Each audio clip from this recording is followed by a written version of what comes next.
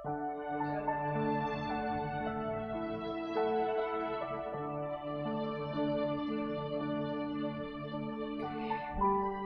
Elohim, selamat malam. Jemaat yang dikasihi Tuhan, terutama keluarga Ibu Horbert Siahaan. Malam ini kita akan membahas tema manusia jatuh dalam dosa. Tema ini merupakan kelanjutan dari materi pembinaan selama bulan Agustus tahun 2020. Pada hari Rabu yang lalu, kita telah membahas tentang apa itu dosa. Apakah dosa itu sama dengan kesalahan? Demikian juga kita telah membahas mengapa Allah meletakkan pohon pengetahuan di tengah Taman Eden. Nah, malam ini kita akan melanjutkan tema yang sudah kita bahas Rabu lalu. Malam ini kita akan membahas tentang kejatuhan manusia dalam dosa. Adapun materi pembinaan berseri telah kami kirimkan melalui WA Group Teman Imkop dan Facebook serta Instagram Teman Immanuel. Kami sangat berharap jemaat dapat mengikuti setiap materi dan jemaat dapat memberi atau berinteraksi melalui tayangan YouTube dengan menulis pesan dalam kolom komen selama tayangan ini berlangsung. Untuk itu, marilah kita perhatikan sejenak jadwal dan materi pembinaan yang akan dilaksanakan selama bulan Agustus 2020.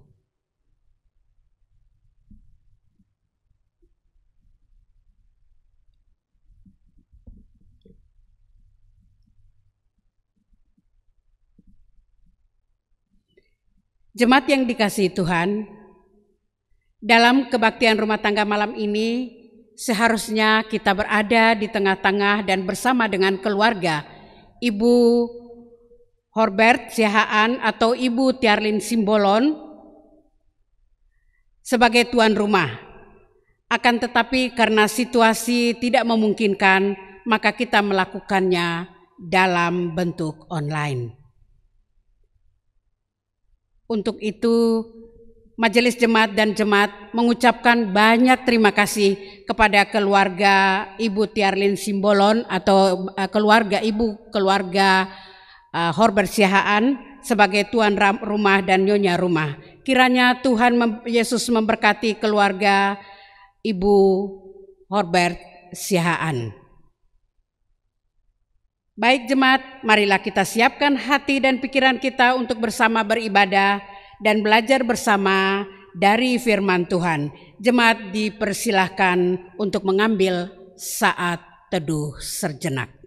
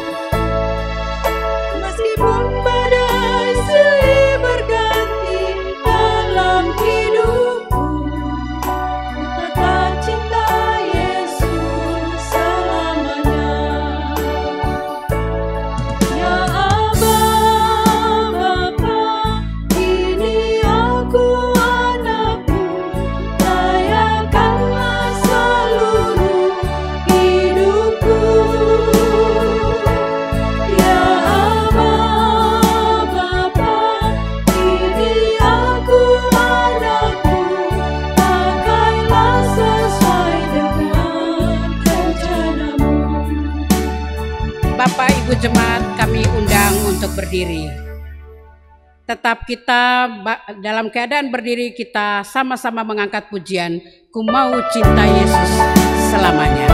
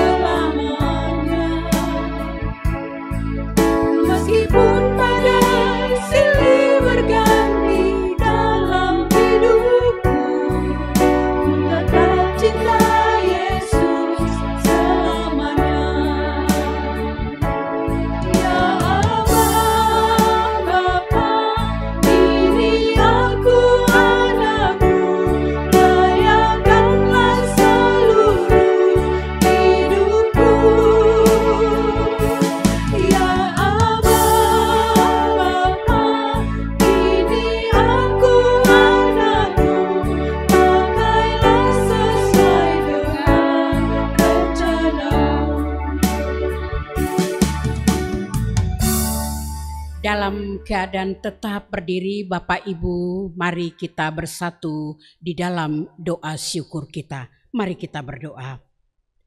Bapa di dalam kerajaan sorga, Bapa yang kami sembah, kami puji dan kami muliakan.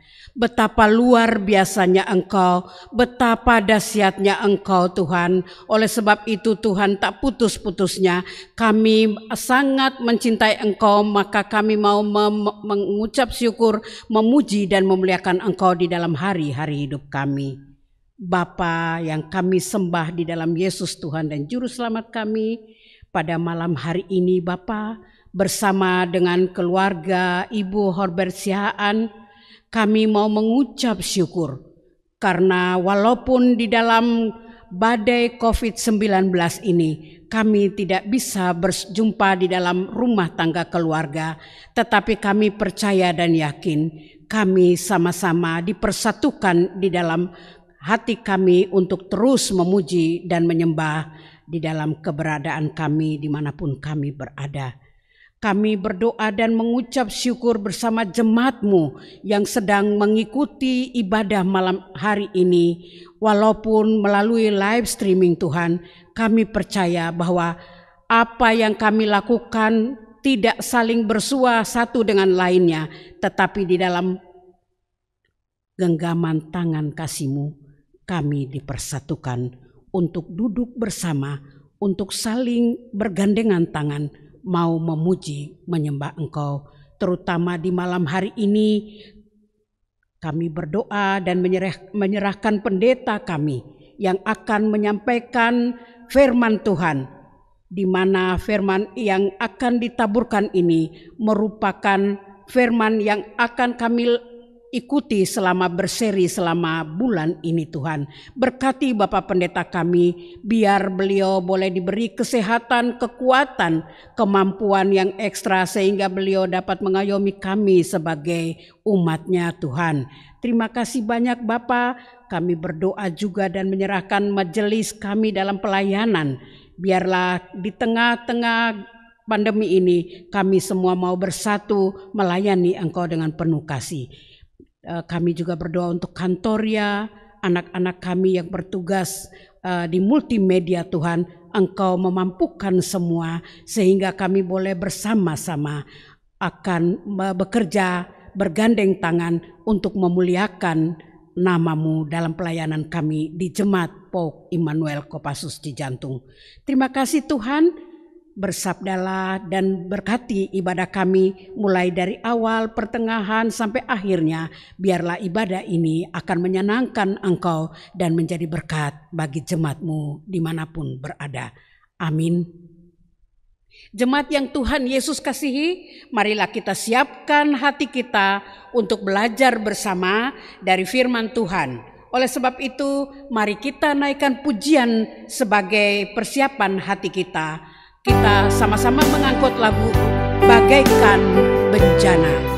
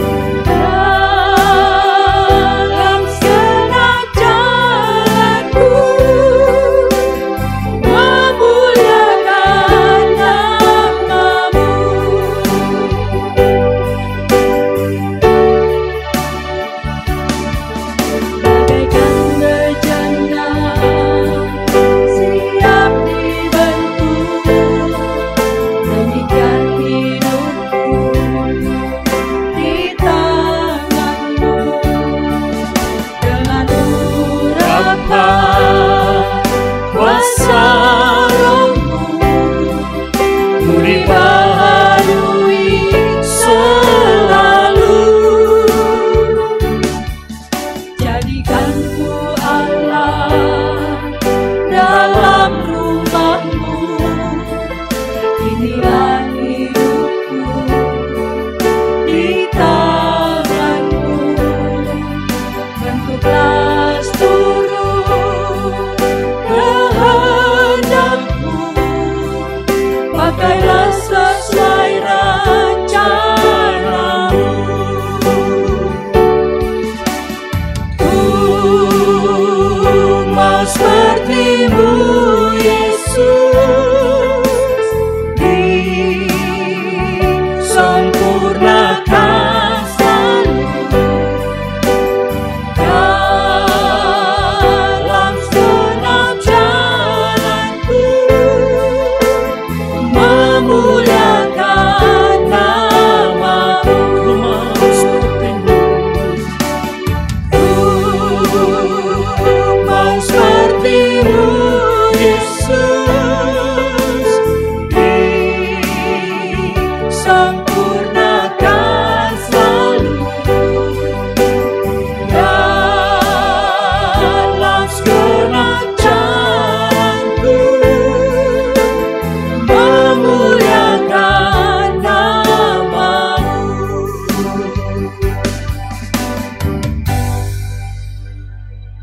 Saudara-saudara, mari kita berdoa untuk mendengarkan dan merenungkan firman Tuhan. Mari kita bersama berdoa. Bentuklah kami Tuhan menjadi bejana yang berkenan di hadapan-Mu. Inilah hidup kami yang kami bawa kepadamu. Jadikan kami seturut kehendak-Mu agar kami dapat memuliakan nama-Mu. Kami bersyukur untuk malam hari ini. Kami berdoa Tuhan menolong kami dalam pembacaan dan perenungan sabda-Mu. Demi Yesus Kristus. Amin. Ibu dan Bapak, saudara sekalian yang Tuhan Yesus kasihi, hari ini kita akan melanjutkan materi kita yang minggu kemarin, dan Kejadian pasal 3 ayat 6-9 akan menjadi perenungan bagi kita bersama. Dan oleh sebab itu saya mengajak kita untuk membuka Alkitab kita dan kita membaca bersama dari Kejadian 3 ayat 6-9. Bagi saudara yang sudah menemukan Alkitabnya dan menemukan kitab Kejadian ini, mari bersama dengan saya kita membaca. Perempuan itu melihat bahwa buah pohon itu baik untuk dimakan dan sedap kelihatannya. Lagi pula pohon itu menarik hati karena memberi pengertian. Lalu ia mengambil dari buahnya dan dimakannya dan diberikannya juga kepada suaminya yang bersama-sama dengan dia. Dan suaminya pun memakannya. Maka terbukalah mata mereka berdua dan mereka tahu bahwa mereka telanjang. Lalu mereka menyemat daun pohon ara dan membuat cawat. Ketika mereka mendengar bunyi langkah Tuhan Allah yang berjalan-jalan dalam taman itu pada waktu hari sejuk, bersembunyilah manusia dan istrinya itu terhadap Tuhan Allah di antara pohon-pohon dalam taman itu. Tetapi Tuhan Allah memanggil manusia itu dan berfirman kepadanya, "Di manakah engkau?" Ibu dan Bapak, saudara sekalian, hari ini kita membahas tentang materi lanjutan apa itu dosa yang kemarin, dan hari ini kita masuk ke dalam manusia jatuh dalam dosa. Nah, manusia jatuh dalam dosa, itulah yang digambarkan dalam kitab Kejadian yang tadi sudah kita baca. Kemarin kita sudah bahas sedikit, saudaraku, tentang bagaimana manusia yang diciptakan oleh Allah tersebut. Kita ingat ketika Allah menciptakan manusia, ia mengatakan bahwa manusia itu sungguh amat baik, perfect. Sungguh amat baik. Itu Kejadian 1 ayat 31 yang minggu lalu sudah kita bahas. Nah, kalau manusia punya kebebasan, itu adalah karunia yang luar biasa. Kemarin sudah kita bahas bersama bahwa manusia itu diciptakan segambar dan serupa Allah. Itu bukan bicara tentang wajah, tapi karakter Allah. Sifat Allah yang tidak pernah terbatas, saudaraku. Tetapi kalaupun manusia itu punya kebebasan, dan itu tentu harus bertanggung jawab. Kalau kemudian karena kebebasan dan kelengkapan tubuhnya, manusia memakainya untuk berbuat dosa, Yang salah bukan yang menciptakan manusia, tetapi manusia itu sendiri. Kemarin kita sudah bahas, kalau manusia itu ciptaan Allah, mengapa Tuhan mengizinkan manusia itu bisa berbuat dosa? Diumpamakan bahwa ketika saya membuat robot, maka robot itu akan saya program sedemikian rupa seturut dengan kehendak saya. Tapi syukur pada Allah ketika manusia diciptakan tidak lantas membuat kita menjadi seperti robot. Allah memberikan kehendak bebas. Oleh sebab itu yang salah kalau kita berbuat dosa bukan yang menciptakan. Saudara ya, bukan yang menciptakan kita, tetapi itu karena diri kita sendiri, ya. Dengan kata lain bukan salah pisau atau senjata. Yang salah adalah yang mempergunakannya. Yang salah adalah kita yang mempergunakannya, yang tidak bertanggung jawab. Nah, Alkitab memang menunjukkan betapa seringnya manusia berbuat cemar dan dosa. Tetapi Alkitab juga menunjukkan bahwa sebenarnya manusia mempunyai kemampuan untuk mengalahkan dosa. Wow, berarti kita punya kemampuan, saudaraku. Loh, kalau punya kemampuan kenapa kita jatuh dalam dosa? Nah, nanti kita akan bahas, ya. Alkitab juga menunjukkan bahwa sebenarnya manusia mempunyai kemampuan untuk mengalahkan dosa. Nah, apa itu? Mari kita lihat, saudaraku, dalam Kejadian pasal 4 ayat 6 dan 7. Dikatakan dalam dialog ini tentang Habel dan Kain, dan Allah hadir di sana. Dikatakan begini, mengapa hatimu panas dan mukamu muram? Apakah mukamu tidak berseri jika engkau berbuat baik? Tetapi jika engkau tidak berbuat baik, dosa sudah mengintip di depan pintu.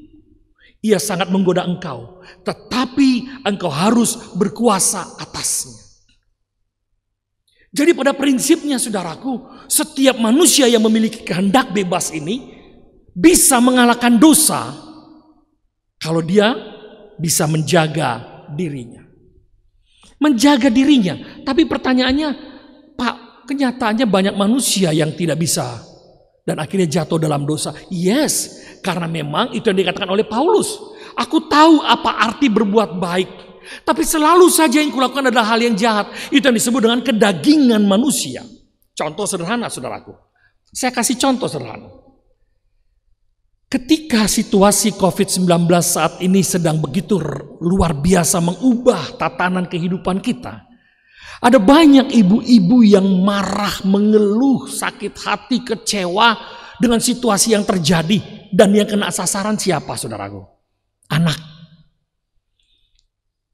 Ada sebuah video yang menunjukkan sikap seorang ibu yang begitu gregetan, marah besar di dalam mengajar anaknya. Nggak sabar, tangannya main, mulutnya main dengan kata-kata yang kasar. Kenapa? Karena betapa luar biasanya kesibukan seorang ibu yang harus pagi-pagi bangun, menyiapkan sarapan, lalu kemudian menyiapkan anaknya untuk belajar online, tetapi juga harus mendampingi sementara cucian belum dikerjakan. Dan itu yang kemudian membuat banyak ibu-ibu spanning, saudaraku. Pasang tanduknya luar biasa. Dan yang kena siapa? Anak-anak. Bisa nggak kita untuk menghindari jangan sampai beribut dengan anak kita? Bisa. Tetapi kenyataannya banyak ibu-ibu yang gagal untuk melakukan itu. Dan akhirnya apa? Anak trauma. Mau belajar di sekolah nggak bisa, tapi di rumah ketemu dengan mamanya dicubitin biru-biru. Tapi sadarkah kita bahwa sebenarnya anak-anak kita sedang dalam kondisi tertekan dan stres? Tapi kita tidak menyadari itu dan membuat mereka menjadi lebih tertekan dan stres. Harusnya kita bisa menahan diri kita untuk tidak marah. Harusnya kita bisa menahan diri kita untuk tidak mencubit anak kita. Harusnya kita justru berterima kasih betapa guru-guru di sekolah dengan sabar mendidik anak-anak kita. Dan dihadapi bukan satu orang. Satu sekolah, satu kelas biasanya 25 atau bahkan sampai ada yang 30. Dan mereka harus menghadapinya. Dan tidak ada satu guru pun yang nyubit anaknya kalau dia salah. Tetapi kita baru punya anak kandung sendiri. Gregetan, dicubit sedemikian rupa. Dan kata-kata keluar yang jahat. Kamu dasar bodoh. Kamu goblok. Dan itu menyakitkan hati. Mari kita harus bisa mengalahkan diri kita. Ini yang disebut bagaimana kita melawan kekuatan si jahat. Melawan kekuatan dosa, menahan dan menguasai diri kita. Engkau harus berkuasa atasnya. Ini jelas menunjukkan bahwa manusia bukan saja tidak berdaya, tapi dia bisa menahan dan menguasai atau mengendalikan diri. Tapi jika manusia itu tidak mampu mengendalikan diri, apa yang terjadi? Muncullah dosa. Akibat dari dosa itu sudah nampak segera setelah manusia jatuh dalam dosa, yang terus-menerus menampak dalam kehidupan manusia sampai saat ini. Kelihatan, saudaraku. Kelihatan temperamental kita, emosi kita, dan lain sebagainya. Tapi pertanyaannya, bisa nggak Pak Pendeta ini dikurangi? Bisa, saudara. Bisa. Dalam proses yang tidak mudah.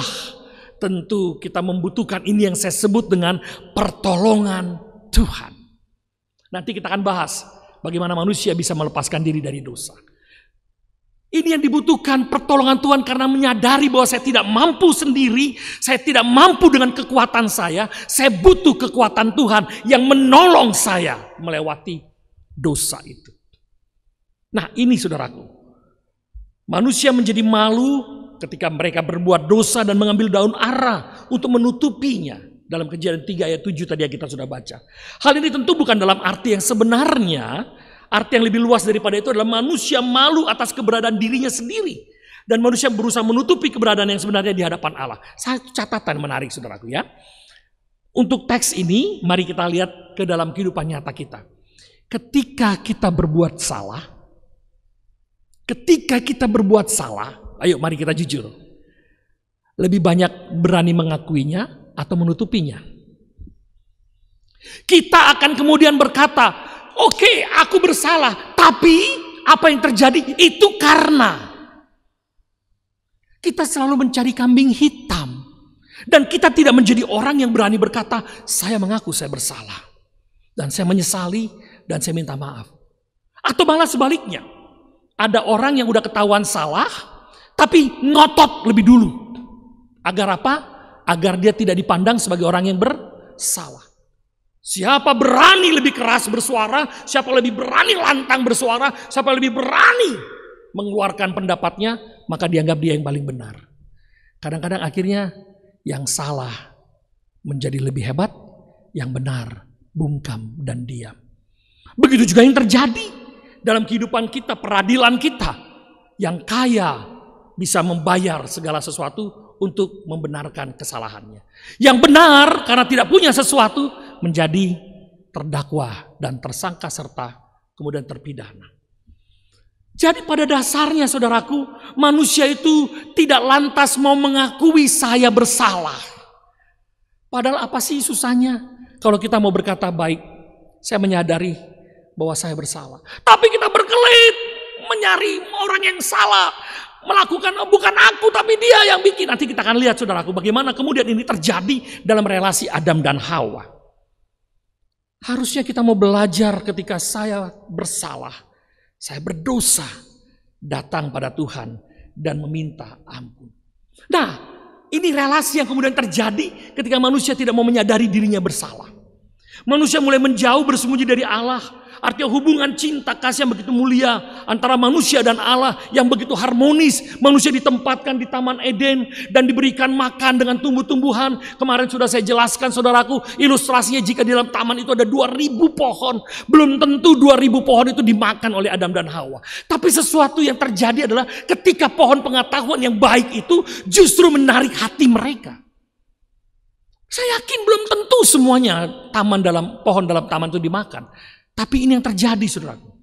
Dan ketika mereka mengambil buah itu, relasi menjadi rusak karena apa? Bukan soal makan pohon itu, tapi melanggar perintah Allah. Artinya Tuhan memberikan kebebasan 2000 pohon dalam taman ini boleh kau makan. Tapi satu, kalau kita mengasumsikan 2001 pohon dalam taman itu, satu ini jangan kau makan. Mungkin baru 1000 yang dimakan atau baru 500. Tapi yang satu itu terus menerus menarik hati dan akhirnya mereka ambil dan makan. Itu membuat kemudian menjadi rusak.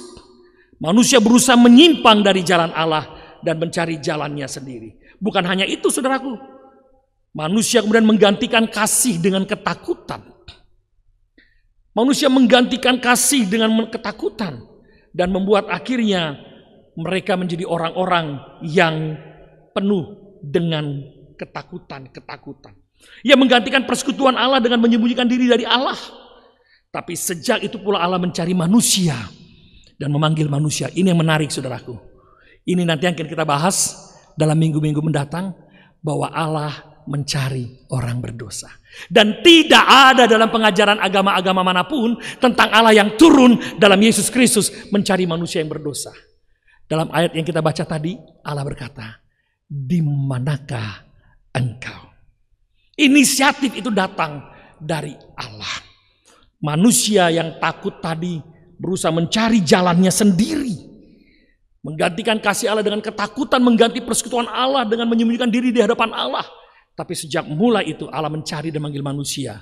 Inilah awal usaha Allah menyelamatkan manusia. Lalu apa yang menarik, saudaraku? Nah ini, saudara, selain relasi kita dengan Allah yang rusak, terputus itu, relasi kita dengan sesama juga rusak. Saudara, menarik sekali. Kita lihat ya. Saya mengajak kita untuk membuka satu teks Alkitab.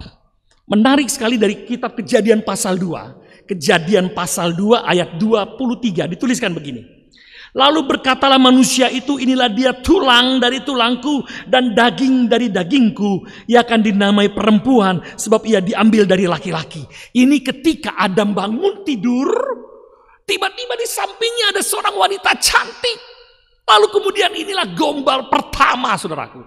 Jadi kalau mau bicara tentang gombal, saudara, ini yang paling bagus.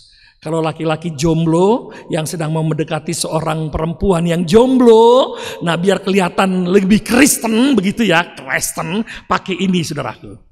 "Inilah daging dari dagingku, tulang dari tulangku." Itu perempuan yang dengar seperti itu langsung berkata, "So sweet, nikahi aku dong bang."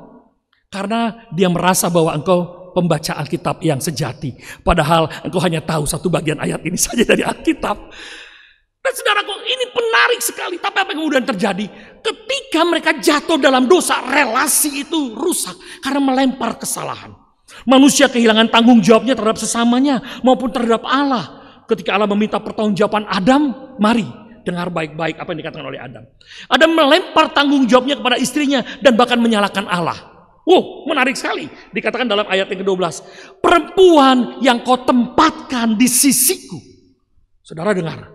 Perempuan yang kau tempatkan di sisiku. Jadi siapa yang salah? Pertama Allah. Gara-gara lu, maka perempuan yang ini nih, bikin aku jatuh dalam dosa. Awalnya dia ngomong apa? "Inilah tulang dari tulangku, daging dari dagingku." Itu sebabnya, saudaraku, laki-laki itu jago gombal. Dan saya nggak pernah suka dan sayang cinta dengan laki-laki. Cuy, malu saya. Nah ini menarik, saudaraku. Perempuan yang kau tempatkan di sisiku itulah yang memberikan, yang kau berikan padaku, lalu ku makan. Relasi itu rusak tidak hanya pada Allah, tapi juga pada teman hidupnya. Kalau kita jatuh dalam dosa, egoisme kita, ya. Ini yang menyebabkan kita jadi berantakan, rumah tangga berantakan, istri gak percaya sama suaminya, HP suaminya dibuka, dilihat setiap kali pulang kerja, disortir, siapa tadi yang telepon, apa isi WA-nya dan lain sebagainya. Kenapa? Karena gak ada trust, gak ada rasa percaya di dalamnya. Suami kemana ditanyain, bukan rasa cinta tapi takut. Kadang-kadang gak masuk di akal. Karena apa? Egois, saudaraku. Relasi yang penuh dengan egoisme inilah yang merusak. Itu sebabnya dosa itu ada di dalam diri kita. Bukan Allah yang bersalah, bukan pohon pengetahuan itu sebabnya, tapi diri kita yang tidak mampu mengalahkan egoisme kita. Hubungan cinta kasih dalam keluarga menjadi rusak. Laki-laki menguasai perempuan dan perempuan tunduk padanya. Hubungan cinta kasih menjadi hubungan eksploitif. Seksualitas yang semula adalah berkat sekarang menjadi dieksploitir. Baik itu dalam rumah tangga maupun di luar rumah tangga. Rusak semuanya. Awal penciptaan relasi yang baik itu menjadi hancur berantakan. Padahal ketika Allah menciptakan manusia, Dia menciptakan perempuan sebagai penolong yang sepadan. Kejadian 2 ayat 18. Kalau dikatakan bahwa dengan susah payah engkau akan melahirkan anakmu, juga tidak tinggal dalam arti yang sebenarnya. Tapi sejak anak dilahirkan itu sudah menjadi tanggung jawab yang tidak ringan dalam hidup kita. Seringkali kita mengeluh seperti itu kan. Tadi ilustrasi yang saya sampaikan, kita marah sama anak kita. Lalu kita akan mengatakan kalimat yang kasar buat anak kita. Dasar maaf saya, sudah maafkan saya. Saya harus katakan dengan jujur saja kalimatnya. Goblok kamu, bodoh kamu. Kamu tuh tidak seperti teman kamu. Kamu tidak seperti orang sana. Lalu anak-anak kita akan berkata, siapa suruh lahirkan aku? Siapa suruh lahirkan aku? Itu sudah membuat hati anak terluka oleh karena kata-kata kita, tindakan kita menyakiti hati mereka. Ini menyedihkan, saudaraku. Padahal anak-anak itu hadir karena buah cinta dari orang tua. Tak sabarkah kita mendidik anak kita? Tak sabarkah kita membesarkan buah kandungan kita tersebut sampai mereka kemudian menjadi dewasa? Kenapa? Karena ego kita. Kita memaksakan kehendak kita pada suami kita, pada istri kita, pada anak-anak kita. Dan jangan salah kalau kemudian banyak anak-anak yang kemudian sakit hati kepada orang tuanya. Relasi yang rusak karena orang tua egois, maunya yang jadi, inginnya yang harus didengarkan. Anak tidak pernah mendapatkan apa yang diinginkan oleh dirinya. Lalu bagaimana kita menyikapi hal ini, saudaraku? Hari ini kita mau belajar dari sebuah diskusi yang menarik dari teks ini. Mana yang benar ketika ada kalimat Allah berfirman, akan pohon yang di tengah taman itu jangan kamu makan. Pada waktu kamu makan, kamu akan mati. Tetapi bandingkan Kejadian 3 ayat 4. Tapi ular itu berkata kepada perempuan itu, sekali-kali kamu tidak akan mati. Ternyata ketika Adam dan Hawa memakan buah pohon itu, kenyataannya manusia tidak mati. Siapa yang bohong? Siapa yang tidak benar? Lalu kita akan berkata, kalau begitu Alkitab ini salah. Karena dalam Kejadian 2 ayat 17 mengatakan, waktu kamu makan, kamu akan mati. Tapi ular itu benar. Karena ketika dimakan, tidak akan mati. Lalu mana yang benar? Nah, saudaraku, mari kita lihat beberapa hal. Versi Allah, kematian itu bukan bicara tentang mati secara fisik. Tapi keterpisahan manusia dari Allah. Kita hidup, yes, saat ini kita hidup. Tetapi roh Allah itu hilang dari diri kita. Sehingga yang muncul apa? Ego kita, diri kita. Kesombongan kita yang mulai meluap-luap di dalamnya. Nah, sementara dalam Kejadian 2 ayat 7 ketika Tuhan Allah membentuk manusia itu dari debu tanah dan menghembuskan nafas hidup dalam hidungnya, demikianlah manusia itu menjadi makhluk yang hidup. Itu berarti bahwa roh Allah itu ketika kita jatuh dalam dosa hilang. Roh Allah yang hidup itu keluar dari diri kita. Kenapa? Karena Allah tidak menyukai dosa. Itu sebabnya diri kita adalah diri yang penuh dengan dosa. Nah, harusnya bagaimana? Kita harus diisi kembali oleh roh Allah yang hidup itu. Dengan cara apa? Nanti kita akan bahas pada bagian mendatang, saudara. Ini harus ada sikap dalam hidup kita. Sementara versi ular yang disebut tidak mati adalah mati secara fisik. Nah, ini yang tidak dimengerti oleh Adam dan Hawa pada waktu itu. Nah, bagaimana kita menyikapinya? Ini yang menarik, saudaraku. Keselamatan dari Allah. Ketika mereka mendengar bunyi langkah Tuhan Allah, tapi Tuhan Allah memanggil manusia itu dan berfirman kepadanya, di manakah engkau? Ini satu catatan yang menarik, saudaraku. Bahwa Allah datang kepada manusia. Dan tidak hanya itu. Ayat Kejadian 3:21, dan Tuhan Allah membuat pakaian dari kulit binatang untuk manusia dan istrinya itu, lalu mengenakannya kepada mereka. Ada pesan yang menarik di sini. Dengar baik-baik, saudaraku. Awalnya manusia itu menutupi diri mereka dengan usaha mereka, oke? Mereka mengambil pohon ara dan membuat menjadi cawat, oke? Pohon ara diambil kulitnya dan dibuat menjadi pakaian. Pertanyaan saya, pohon kalau dikulitin mati nggak pohonnya? Jawabnya tidak. Pohon kalau dikulitin tidak mati. Tetapi binatang yang dikuliti mati tidak? Mati. Itu sebabnya ini bicara tentang hal yang ke depan, saudaraku, tentang pengorbanan darah anak domba Allah, yaitu Yesus Kristus. Mengapa bisa seperti itu harus ada korban? Karena rohnya itu tadi, roh Allah yang dihirupkan ke dalam diri kita, kemudian hilang. Roh Allah itu adalah roh yang tak terlihat, yang harus digantikan dengan roh yang baru, yaitu roh melalui pengorbanan Yesus Kristus. Itu sebabnya Allah menggantikan pakaian dari kulit binatang, kulit pohon itu menjadi kulit binatang. Ini berbicara tentang apa yang disebut dengan pengorbanan. Karena hidup kita sudah tidak ada artinya. Kita tinggal hidup tapi rohnya tidak ada. Nyawa itu tidak ada. Jadi kalau mau dibilang kita seperti zombie, saudara. Zombie yang berjalan tanpa roh. Nah, bagaimana caranya menghidupkan kita? Roh itu harus masuk ke dalam diri kita, yaitu melalui pengorbanan Yesus Kristus. Agar kita bisa keluar dari dosa, agar kita bisa bebas dari dosa adalah menerima Yesus Kristus dalam hidup kita bagi mereka yang percaya kepadanya. Ini nubuatan, saudara. Ini bukan suatu, apa maksudnya sih? Kan sudah pakaian mereka. Kan sudah pakaian dengan pohon dari cawat tadi. Sudah kan? Tetapi Allah berkata tidak. Karena ketika engkau berdosa, maka roh yang kuhidupkan, roh yang kuhembuskan pada hidungmu, itu hilang. Dan untuk mengembalikannya adalah melalui pengorbanan roh anak domba Allah, yaitu Yesus Kristus Tuhan. Nah, ini menarik, saudaraku. Inilah yang harus kita pahami dalam pemahaman konsep keselamatan yang nanti akan kita bahas pada 2 materi mendatang. Nah, oleh sebab itu menjadi perenungan bagi kita untuk minggu depan dan minggu yang akan datang. Kami berharap saudara bisa ikut bersama lagi untuk belajar bersama. Jika demikian, apakah ada keselamatan di luar kekristenan? Apakah agama dapat menyelamatkan umat pemeluk agama itu? Minggu depan kita akan bahas bersama. Dan menarik untuk kita dapat belajar lebih dalam lagi. Hari ini mari kita berdoa untuk firman Tuhan. Bapa Surgawi, terima kasih kami sudah belajar bahwa sesungguhnya kami adalah manusia yang sempurna di hadapan Tuhan, yang diciptakan begitu luar biasa. Tuhan mengatakan sungguh amat baik.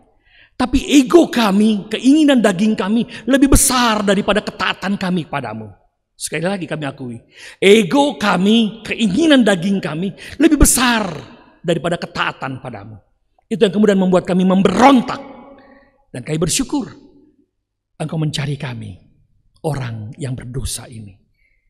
Menggantikan apa yang kami pakai dalam usaha kami menutupi dosa dengan pengorbanan darah domba. Yang kemudian kami pahami, itulah anak domba Allah, Yesus Kristus Tuhan. Terima kasih Bapa. Kami ingin melanjutkan materi ini untuk minggu depan.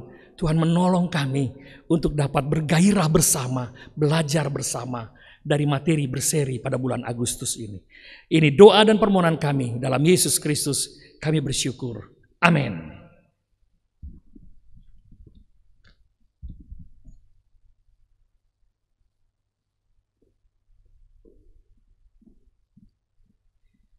Bapak Ibu Jemaat yang Tuhan Yesus kasihi, tibalah saatnya kita akan memberikan persembahan syukur kita kepada Tuhan. Bagi saudara yang berada di rumah, dapat menyampaikan persembahan saudara dengan mentransfer ke nomor rekening yang berada di layar multimedia. Dan juga jemaat dapat mengantarkan persembahan dan memasukkannya ke dalam kotak persembahan yang berada di depan sekretariat gereja pada hari jam kerja. Majelis Jemaat Pauk Immanuel Kopassus juga menyediakan rekening khusus bagi yang tergerak hatinya untuk berbagi berkat dan menolong mereka yang saat ini sedang kesusahan akibat wabah corona. Dan bagi jemaat dapat mengirimkan ke nomor rekening yang tersedia atau yang ada di layar multimedia. Dimohon untuk Bapak Ibu Saudara sekalian mengkonfirmasi ke pengiriman atau mengirim bukti transfer kepada Bendahara Majelis Jemaat atas nama Penatua Risma P. Nababan di nomor HP yang tersedia di layar multimedia. Sebelum kita memberikan persembahan, baiklah kita membaca bersama-sama nats yang menjadi dasar persembahan kita yang terambil dari 1 Tesalonika 5 ayatnya yang ke-18. Mari kita baca bersama-sama. Mengucap syukur dalam segala hal, sebab itulah yang dikehendaki Allah di dalam Kristus Yesus bagi kamu. Sambil kita membawakan persembahan kita, mari kita menaikkan pujian persembahan kita dari lagu Kidung Jemaat 365 bait 1 dan 2. Tuhan ambil hidupku.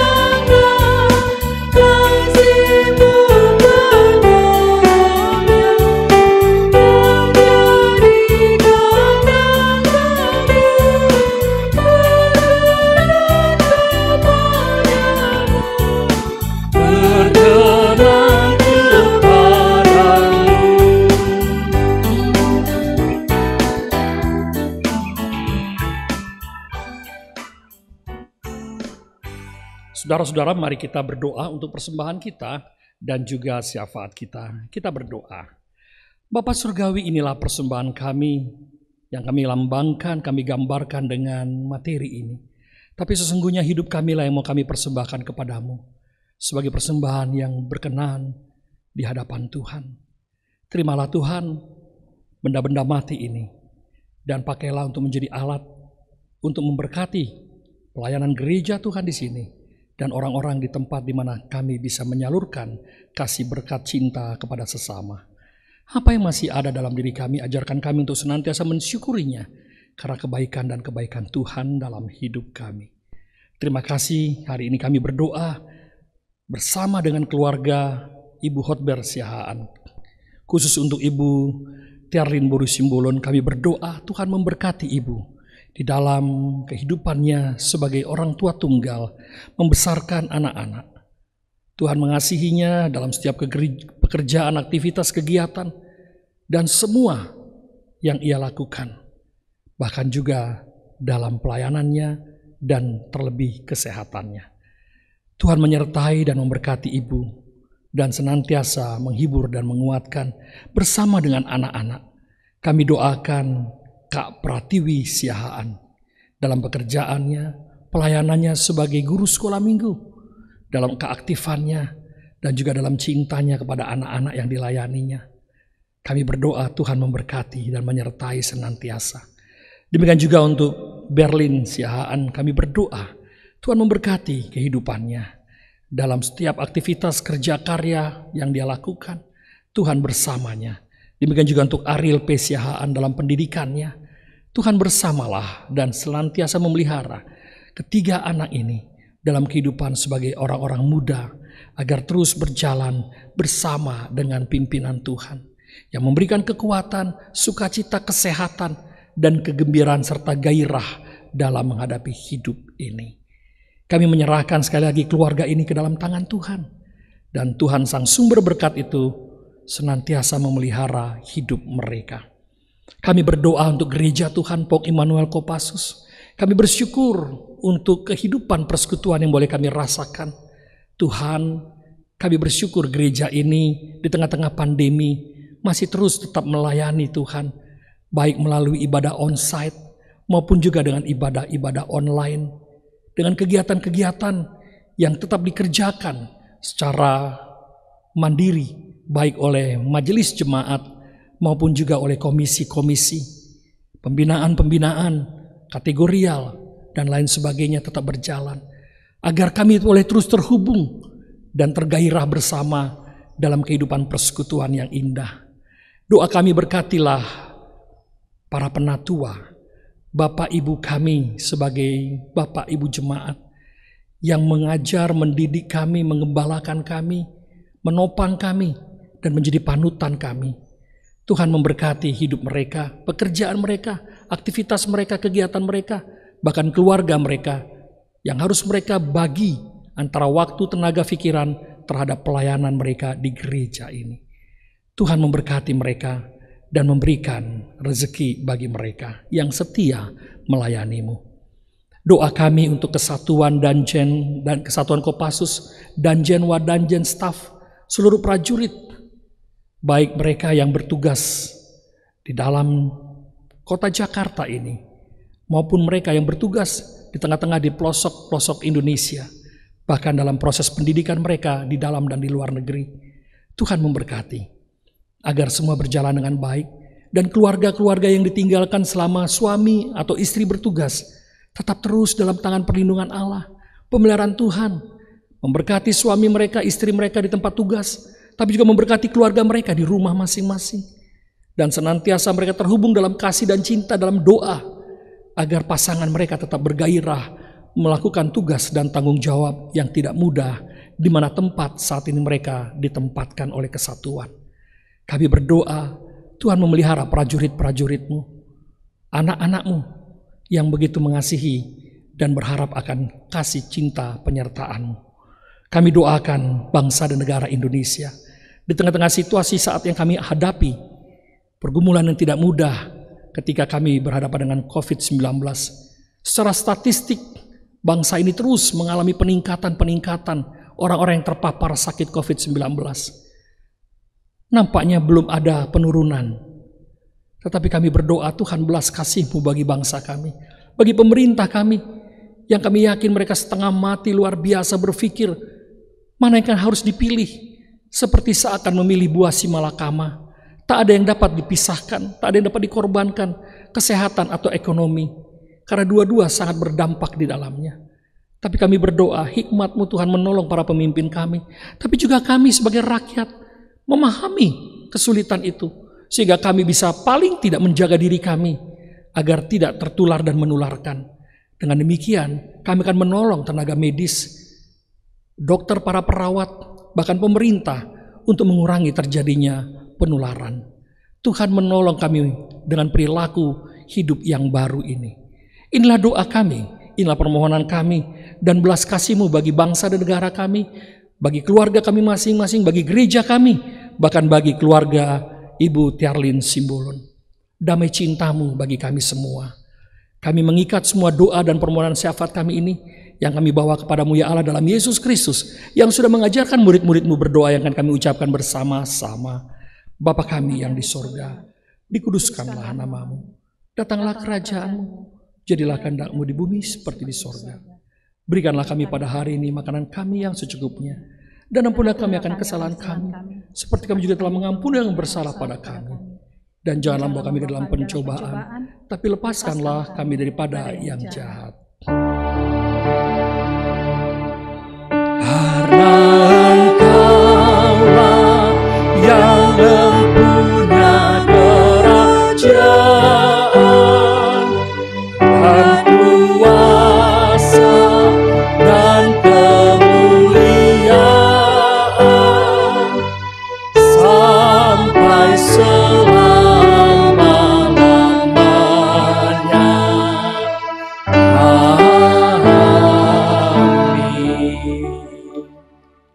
Ibu dan Bapak, saudara sekalian yang Tuhan Yesus kasihi, saya mengundang kita untuk bangkit berdiri.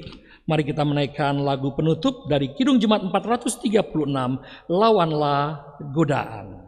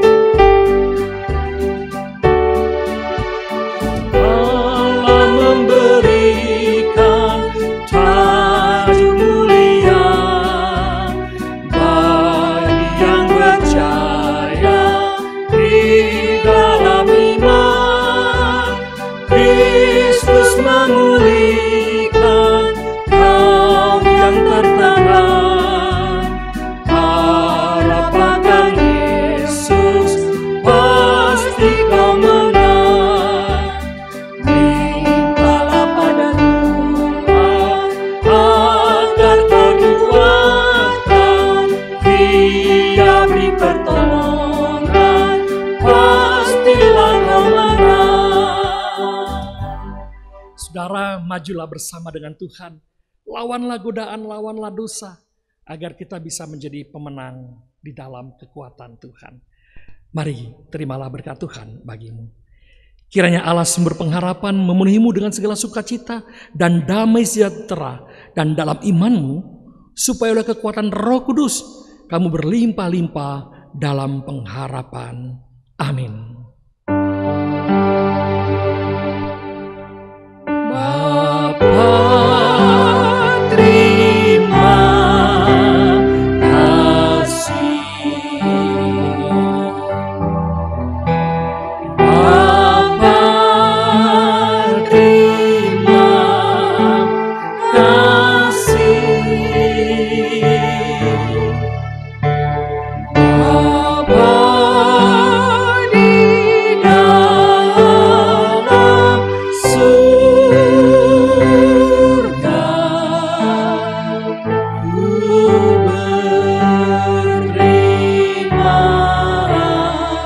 kasih. Amin.